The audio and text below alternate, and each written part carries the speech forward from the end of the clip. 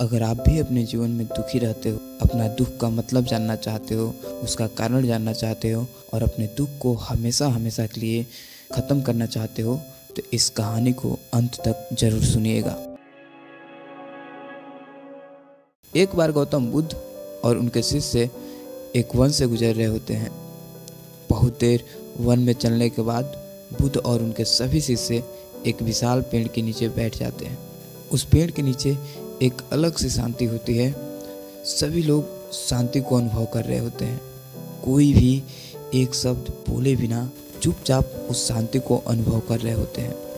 कुछ देर बीतने के बाद गौतम बुद्ध का एक शिष्य उठता है और गौतम बुद्ध से पूछता है, बुद्ध, मैं आपसे एक प्रश्न पूछना चाहता हूँ। बुद्ध कहते हैं, पूछो, क्या प्रश्न है तुम्हारा? वह बुद्ध का शिष्य बुद्ध से पूछता है, बुद्ध, मैंने कभी भी आपको दुखी नहीं देखा। आपके चेहरे पे हर समय एक अलग ही मुस्कुराहट रहती है जो हमें भीतर तक आनंद से भर देती है। आपके चेहरे पर अलग सी चमक है जो हमें दुख से कोसों दूर करती है। पर मैं यह जानना चाहता हूँ कि मेरे भिक्षु बनने से पहले मेरे जीवन में बहुत सारा दुख था, जिसके कारण मैं भिक्षु भी बन गया। पर मैं अभी तक नहीं जान पाया हूँ कि दुख है क्या। क्या आप मुझे बता सकते हैं कि वास्तव में दुख क्या है? बुद्ध मुस्कुराते हैं और अपने शिष्य से कहते हैं, दुख एक विचार से ज़्यादा और कुछ भी नहीं है। ये बात सुनकर शिष्य चौंक जाता है। सिर्फ एक विचार? सभी लोग सुनकर चौंकते हैं और बुद्ध से पूछते हैं, परंतु बुद्ध, विचार तो आते हैं और चले जाते हैं, पर दुख एक बार आ जाता है तो जाने का नाम ही नहीं लेता। बुद्ध कहते हैं, मैं तुम्हें एक छोटी सी घटना बताता हूँ। एक नगर में एक धनी सेठ रहता है। उसके पास एक वफादार नौकर रहता है। वह सेठ अपने नौकर पर बहुत विश्वास करता है। वह सेठ अपने नौकर पर कभी भी किसी भी बात के लिए शक नहीं करता, क्योंकि उसका नौकर वास्तव में ही बहुत ईमानदार होता है। एक बार उस सेठ को किसी काम से बाहर जाना पड़ता है। 2 से 3 दिनों के बाद जब वह सेठ वापस लौटता है तो वह एक कीमती सामान लेकर आता है। वह उस कीमती सामान को अपने कमरे में बड़ा सजा कर रखता है और अपने नौकर से कह देता है, तुम्हें खास तौर पर इस चीज़ का ध्यान रखना है।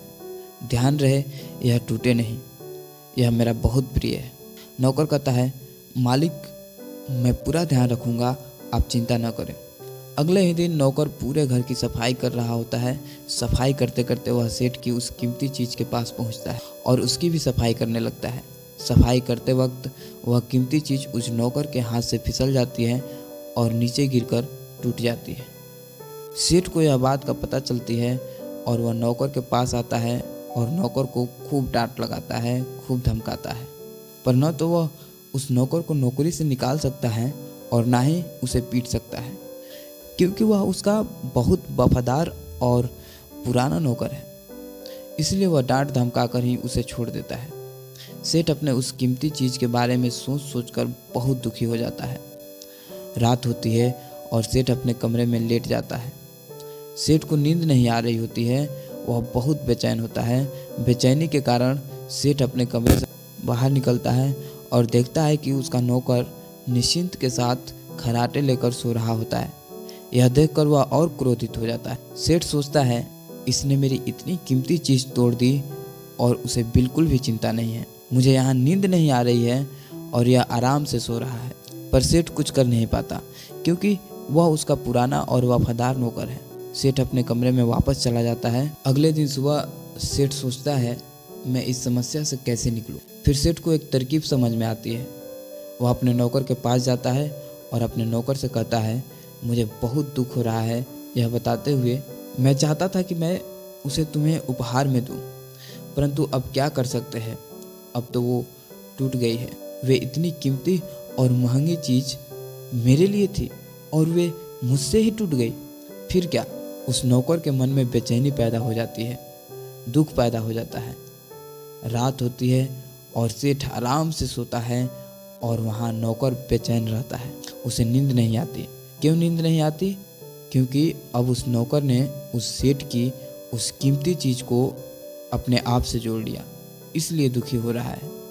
पहले उस नौकर के मन में यह विचार नहीं था कि वह कीमती चीज़ मेरी है, पर अब उसके मन में यह विचार है कि अगर वह कीमती चीज़ न टूटी होती तो वो मेरी होती। बुद्ध कहते हैं दुख केवल एक विचार है, और यह विचार कैसे उत्पन्न हुआ? अपने आप को किसी चीज़ से जोड़ने से। हम किसी भी चीज़ को अपने आप से जोड़ लेते हैं, उसे पकड़ने की कोशिश करते हैं, वह चीज़ हमें दुख देती है, क्योंकि वास्तविकता तो यही है कि कोई भी चीज़ हमसे जुड़ नहीं सकती। हर चीज़ आपके पास है, आपकी है, पर कुछ समय के लिए। कुछ समय के बाद वह आपसे दूर हो जाएगी। उस दूर होने की घटना को स्वीकार करें और आगे बढ़ें। दोस्तों, आपको गौतम बुद्ध की यह कहानी कैसी लगी, हमें नीचे कमेंट बॉक्स में ज़रूर बताएं। और साथ ही अगर आप हमारे चैनल पर नए हैं तो इस चैनल को ज़रूर से सब्सक्राइब कर लें, ताकि इसी तरह की मोटिवेशनल कहानियाँ आपके पास पहुँचती रहे। अभी तक नित्या ज्योति के साथ जुड़े रहने के लिए आपका बहुत बहुत धन्यवाद।